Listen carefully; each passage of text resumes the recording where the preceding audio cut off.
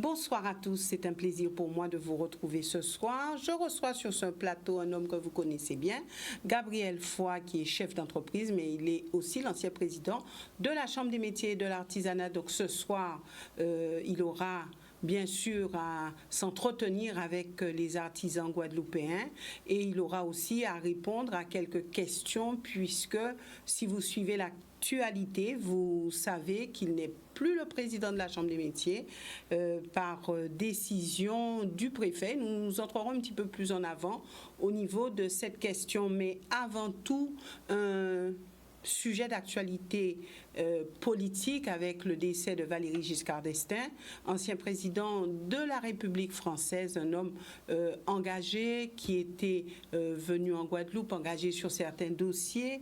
Alors certains pensent à lui sur des dossiers brûlants, d'autres sur l'Europe, puisqu'il a été un fervent défenseur de l'Europe. Il est décédé donc à 94 ans.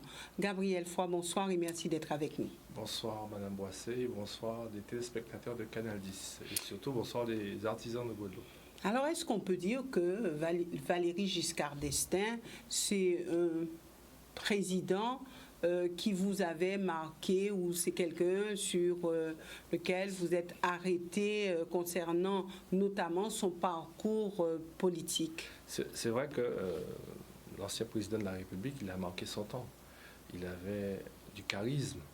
Il était droit dans ses bottes et c'est vrai que c'est un ancien président qui a fait quand même le job, entre guillemets. Après, j'étais un peu plus jeune quand il était président de la République.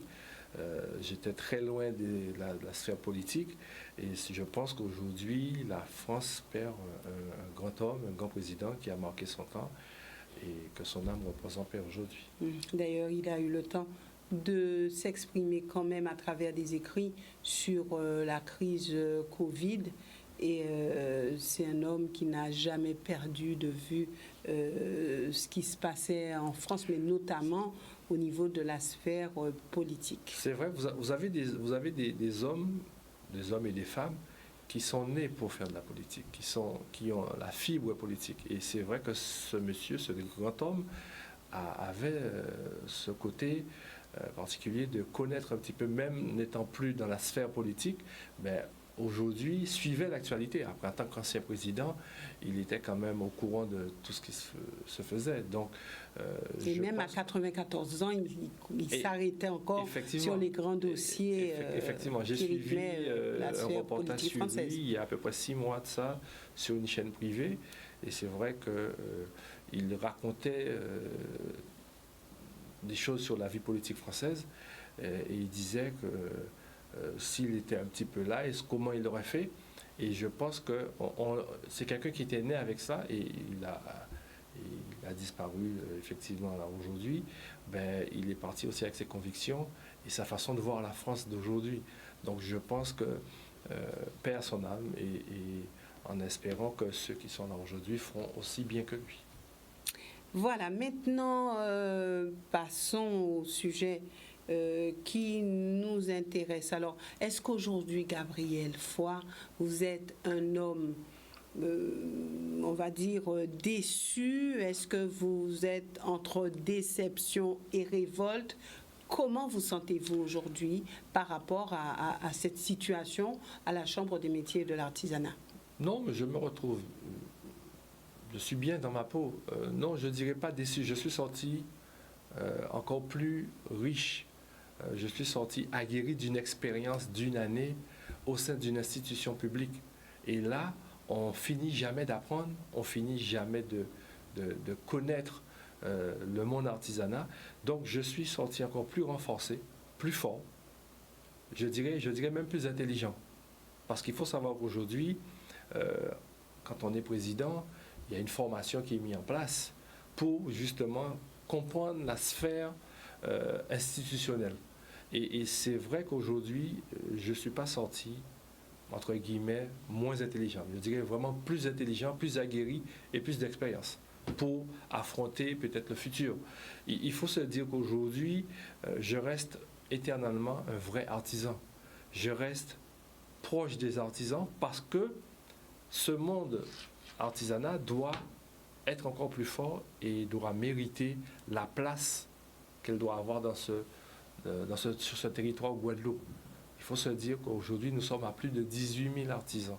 Donc nous avons une force, nous avons une capacité d'aller encore plus loin ensemble. Donc aujourd'hui, l'artisanat doit sortir grandi. La richesse que nous avons apportée pour eux pendant notre période, pendant notre mandature, les élus qui m'accompagnaient. Et j'ai voulu aussi comprendre la problématique de l'artisan. Pourtant, je suis un artisan, mais vous savez, chaque artisan a sa façon de travailler, a sa façon de voir les choses. Et c'est pour ça que ce soir, je dois dire aux artisans de Guadeloupe et des îles de Guadeloupe, il faut vous approprier votre chambre. Il faut que vous connaissez le fonctionnement d'une chambre. Il ne faut pas simplement venir juste faire une immatriculation, mais il faut essayer de voir comment on peut aller encore plus loin et plus fort. C'est ce qui est important. Alors, est-ce que vous vous attendiez à une telle décision du préfet? Oui, bien sûr. Faut pas se leurrer, Madame Boissé. Je pense que quand j'ai pris... Alors, il faut un petit peu revenir sur le contexte. J'étais pas du tout destiné à être président de cette chambre de métier, parce que j'étais dans une minorité, nous avions 3 sièges. L'équipe de M. Lasserre avait 7 sièges, et l'équipe de M. Vainqueur avait 15 sièges. D'accord? Donc, loin de moi de penser que je serais un jour président. Les élus de l'opposition sont venus, de l'opposition des équipes de M. Vainqueur, sont venus me voir avec même les élus de M. Lasserre pour former un groupe pour dire, pour Gabriel Foy, voilà, nous souhaiterions que vous conduisiez notre liste parce que vous connaissez la formation, vous avez pignon sur rue, donc on voit que vous êtes quelqu'un de sérieux, donc voilà comment ça s'est passé. Et tout de suite, j'ai posé des conditions de rigueur, de travail, de sérieux pour justement redresser cette chambre. Donc ce qui fait que je suis passé président tout simplement à la différence de l'âge. J'étais le plus jeune. Ce qui veut dire qu'à 12 voix contre 12 voix, je suis passé uniquement par... Mais je savais qu'au départ, que ça allait être compliqué parce qu'ils me l'ont dit au départ. Mais vous savez, l'intelligence, je pensais toujours que l'intelligence de l'homme et de la femme allait surpasser nos différends pour l'intérêt général de l'artisanat. Et pas faute de faire des rapprochements, pas faute d'appeler, pas faute de discuter, de trouver des solutions, et j'ai rien voulu changer en fait. C'est-à-dire qu'en arrivant dans cette chambre, je savais pertinemment que le bureau en fait était pas destiné au président que je suis, parce que c'était le même bureau de l'ancienne équipe qui était présente. Donc, en toute intelligence, nous avons fait plusieurs séances de travail, plus de 10 réunions. Vous avez joué la carte de l'apaisement? J'ai beaucoup joué la carte de l'apaisement et je me suis retrouvé à la carte de la fuite en avant, je dirais, du no-quorum atteint pour faire des réunions, ou des gens qui ne venaient pas carrément ou bien qui restaient dehors dans leur voiture pour bloquer en fait les réunions de bureau ou les commissions. Vous avez, à la Chambre des métiers, vous avez des réunions de bureau, vous avez des commissions de gestion, il y a la commission d'appel d'offres, la commission de finances, la commission du développement économique, le CHS. Vous voyez, il y a plusieurs commissions dans une chambre, il y a le CPL, il y a énormément de choses. Donc, toutes ces réunions, en fait, parfois étaient caduques parce que les élus je dirais l'opposition de l'équipe Vainqueur, en fait, boycottaient systématiquement ces réunions. Donc, moi, personnellement, je référais à chaque fois à la préfecture. Et tout est notifié. C'est pour cette raison que, vous savez, on va entendre de tout et n'importe quoi. Ma seule fierté, la preuve, c'est que tout ce que je faisais, je l'envoyais aux copies à la préfecture. Donc, ils ont tous les PV des réunions qu'on mettait en place, où il n'y avait pas le quorum, ben je faisais toujours le rapport et la préfecture avait tout. Donc, je ne suis pas surpris Quand le préfet, alors effectivement, le bureau a voulu un petit peu faire jouer les troubles faits en disant nous allons démissionner du bureau, donc le préfet va simplement refaire l'élection du bureau.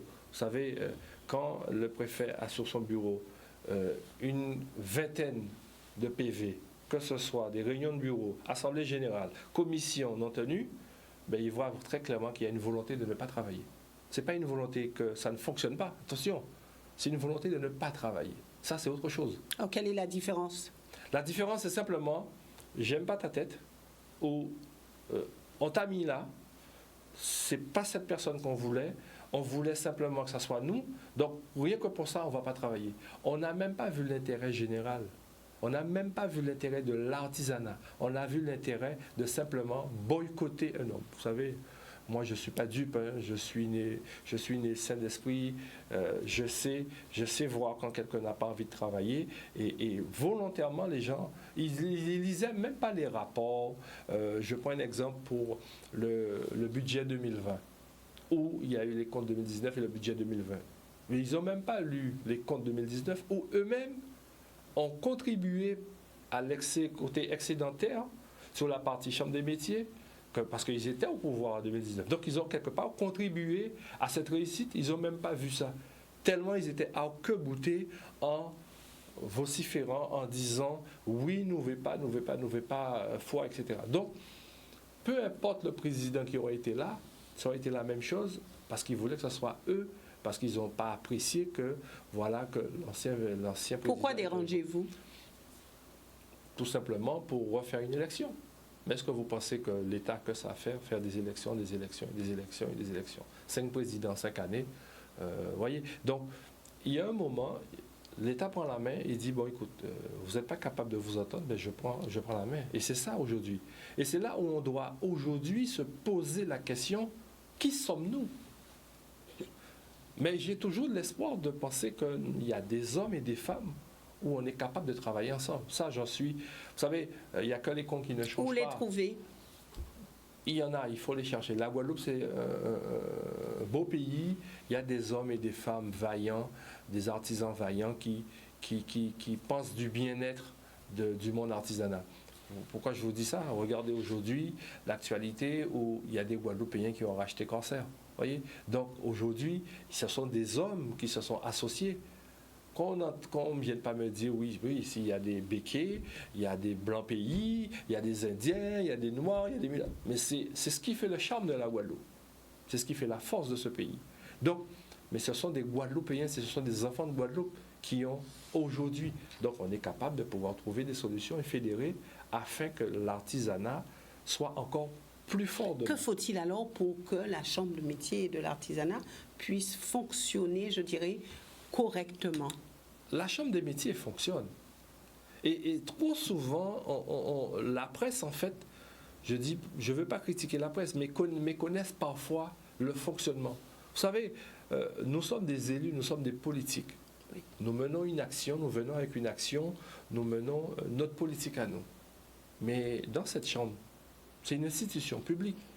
Il y a un service administratif qui, justement, fonctionne tout le temps, tous les jours. Ce sont les élus qui posent problème. C'est les élus qui posent problème. C'est pour ça que le préfet a dit pas d'élus, donc on met des gens qui ne sont pas élus pour que ça puisse fonctionner. C'est quand même très grave. Il a nommé une commission, d'accord, paritaire, il a nommé une commission de gestion avec des artisans pour gérer cette chambre jusqu'aux prochaines élections. Mais le service administratif fonctionne. Quand quelqu'un veut s'immatriculer ou demande un extrait cabis, ben, ça fonctionne. Donc la Chambre n'a pas besoin d'élus, en fait? Je me pose parfois la question, effectivement, parce qu'il y a le côté politique. C'est normal, nous devons, à la tête d'une institution, avoir quelqu'un représentatif pour représenter la Chambre. Mais vous avez franchement des agents formidables. Et je le dis encore ce soir. Il faut simplement leur redonner confiance. Et c'est ce que nous avons mis en place depuis notre arrivée. Nous n'avons pas révolutionné. Par contre, nous avons mis les gens à leur juste place, juste pour qu'ils s'épanouissent pour l'artisanat, toujours, et non pas pour leur intérêt personnel. Mais que disent les artisans aujourd'hui? Que disent les artisans? Ben, depuis dit la semaine dernière, j'arrête pas de recevoir des appels des élus, des artisans qui sont tristes encore une fois de voir qu'il y avait quelqu'un qui a su les comprendre, qui a été sur le terrain, qui n'était pas venu faire de la politique, mais était venu faire de la proximité pour comprendre comment ça fonctionne. Et les voir, il disait que ça faisait plus de 20 ans, 25 ans qu'il n'avait pas vu. Donc aujourd'hui, nous avons fait cela. Nous continuons à le faire parce que je suis ancré en moi d'être, comme on dit, d'être un vrai artisan et tout. Aujourd'hui, l'artisanat doit retrouver toutes ses lettres de noblesse.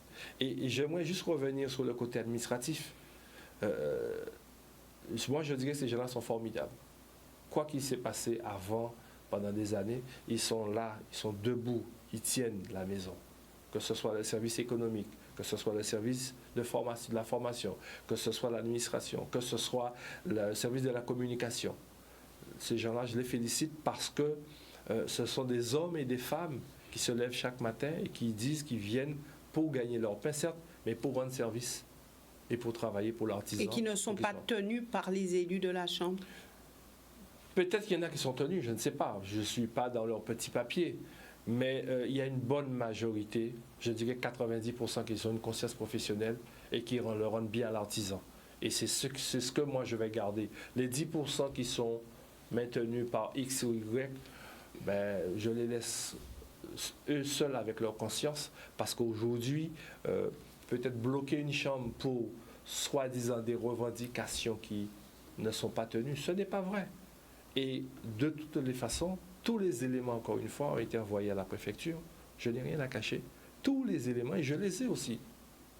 Tous les éléments. Donc, quand j'entends ici, même sur ce plateau, des syndicalistes venir dire qu'il n'y a pas eu de commission de CHS, c'est le comité d'hygiène et sécurité, ce n'est pas vrai. Un établissement public, nous avons été les seuls, en fait, vous pouvez aller vérifier, à mettre des marquages tout au début, au sol, un peu partout. Nous avons commandé énormément de gel hydroalcoolique pour donner même à chaque enseignant, même parfois, des bouteilles de gel hydroalcoolique. Nous avons donné des masques. Nous avons commandé plus de 4000 masques. La région nous a octroyé plus de 2000 masques. Le département, c'est pareil. Donc, tout le monde, on a fait des rencontres, des réunions pour mettre en place le CHS. Mais vous savez, quand vous êtes syndicat, ils sont dans leur rôle, c'est normal. Le syndicat, il est dans son rôle de dire que Patigny a rien n'a été fait, mais la parole s'en va, mais l'écriture reste. Les élus ont-ils été solidaires, ont-ils été à vos côtés, notamment les élus des collectivités majeures? Oui.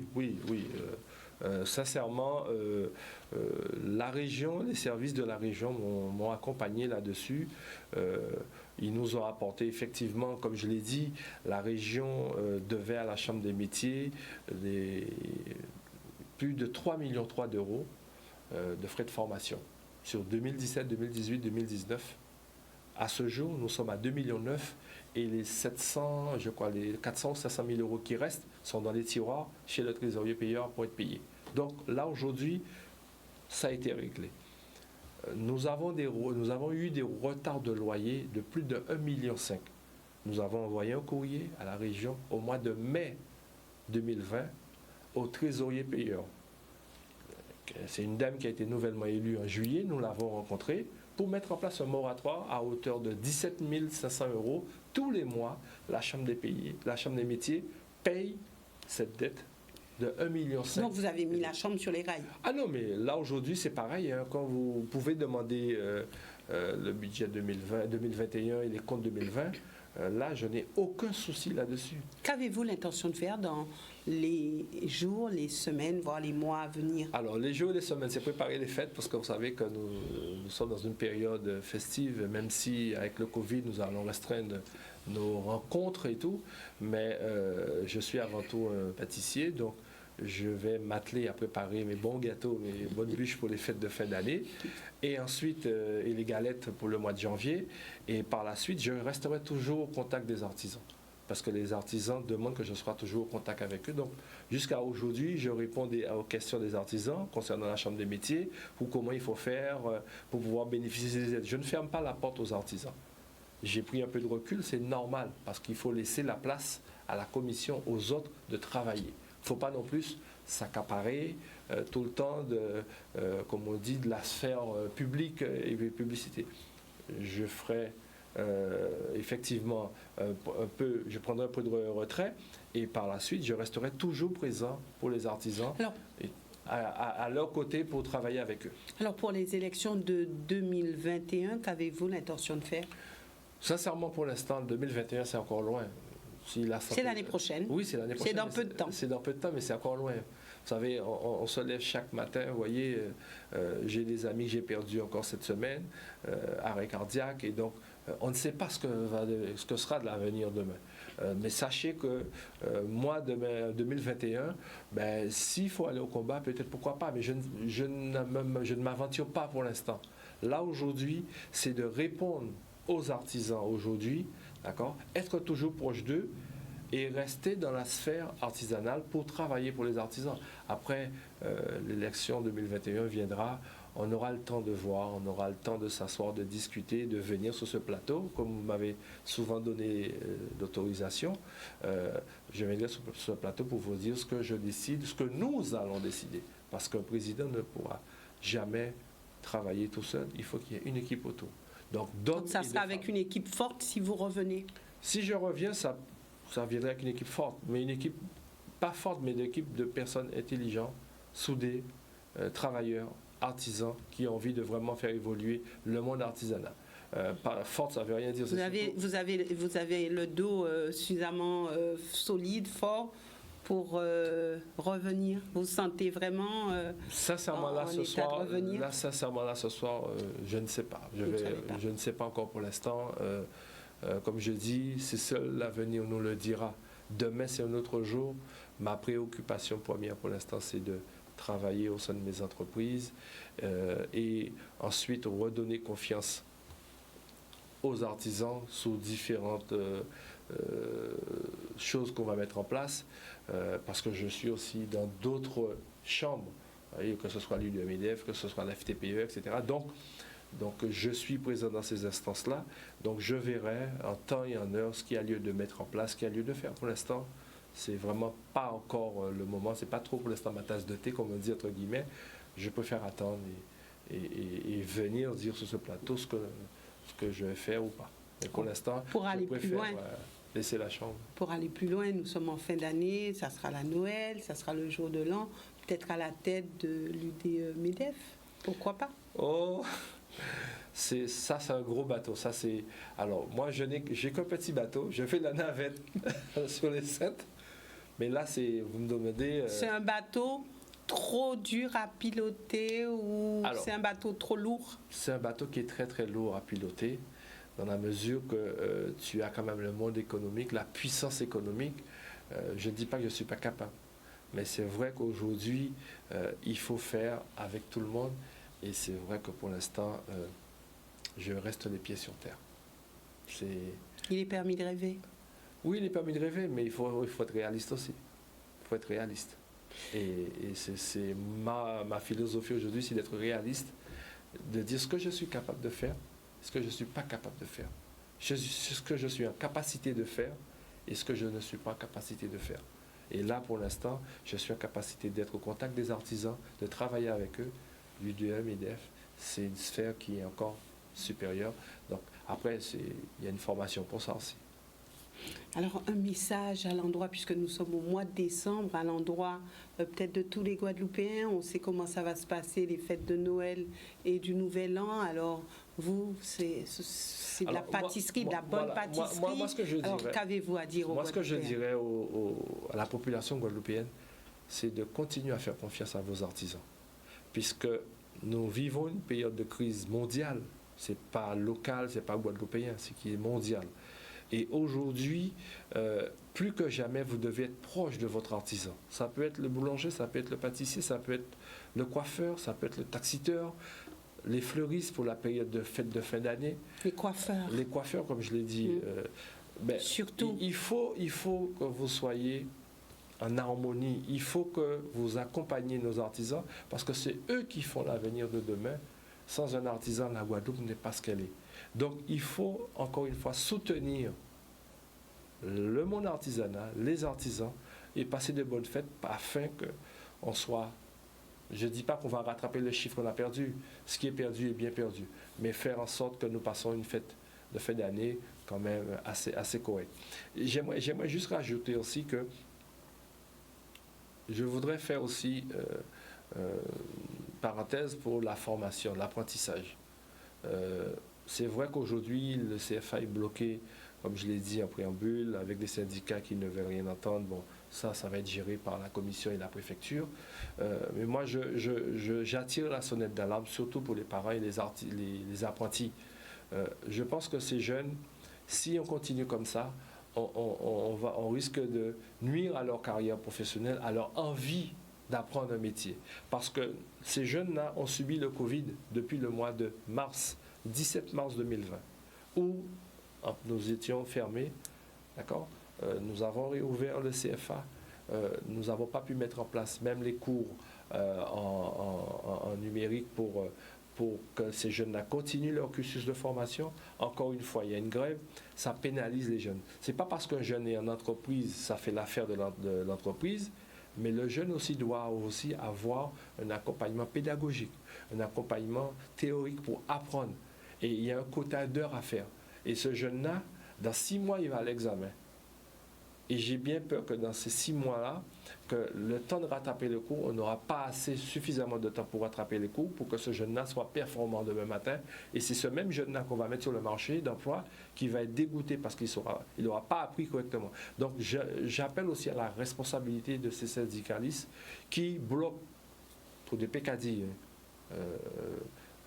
je vous en jure, qui bloquent l'avenir de ces jeunes qui ont déjà assez subi pendant le Covid. Donc, ayez un sursaut d'orgueil, de respect de ces jeunes qui viennent se former dans ce CFA pour l'avenir de demain.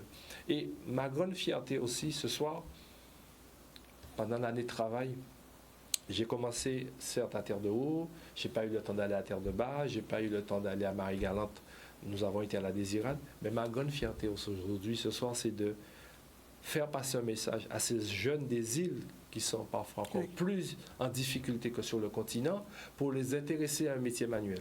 Et je peux être fier aussi aujourd'hui de dire que pour une première, qu'il y a 6 jeunes de Terre-de-Haut qui sont inscrits à la Chambre des métiers, c'est une première. Ça prouve que le travail qu'on a fait sur le terrain, l'explication qu'on a donnée aux chefs d'entreprise et qu'on a fait passer le message des jeunes, ils ont pris conscience qu'il faut se former manuellement. Et le but, c'était de le faire sur des irades. Nous n'avons pas eu le temps d'aller encore une deuxième fois et d'aller à Marie-Galante et à Terre-de-Bas, mais c'était ce but-là de dire, vous pouvez aussi être aussi, demain matin, un boulanger, un pâtissier, un coiffeur, un cuisinier, etc. etc. Et c'est ce message que j'ai voulu toujours véhiculer. C'était une première d'avoir autant de jeunes de cette commune en apprentissage au CFA du Rézé et de Basse-Terre. Donc c'est un souhait de bon courage pour tous les artisans, pour tous les jeunes en formation et se dire que l'année 2021 doit être meilleure. De toutes les façons, l'année 2021 doit être meilleure que 2020. Ce qu'on vient de vivre, je pense que c'est unique. Donc j'espère que cette année 2021 sera encore meilleure, que les artisans seront encore plus forts, plus soudés, ensemble, et que nous continuons à former nos enfants de demain. N'oublions surtout pas, ce sont des futurs artisans de demain. Donc nous devons bien les former. Et c'est pour cette raison que je disais souvent aux formateurs de la Chambre des métiers, il y en a qui ont compris cela, que nous devons changer de modèle. Nous ne devons pas vivre avec le modèle de plus de 25 ans ou 30 ans. Nous devons évoluer. Tout a évolué. Vous savez, chaque année, il y a un iPhone. Oui. On est passé de 4 ou 5, on est à 12. Donc nous devons faire avec. La Chambre des métiers doit se réinventer. La formation doit être de niveau supérieur. Et c'est là aujourd'hui, j'attire leur attention que nous devons débroussailler un petit peu ce qui a été fait il y a 20 ans, c'est plus d'actualité, et repasser sur le cap 2021, 2022, voire jusqu'à 2030. Nous avons ce devoir-là et nous devons le faire. Merci Gabriel Foy d'être venu sur ce plateau. Merci aussi à vous, téléspectateurs, de nous avoir suivis. Nous nous retrouvons avec une autre émission vendredi. Nous partirons du côté de la commune de Port-Louis avec le maire Jean-Marie Hubert. Excellente soirée à tous. Merci à Canal 10 et bonne continuation à la commission. Bonne soirée à vous et un bonsoir tout particulier à Terre de Bas et Terre de Haut et à ma mère. À ma maman, pardon. Merci Gabriel Foy. Merci.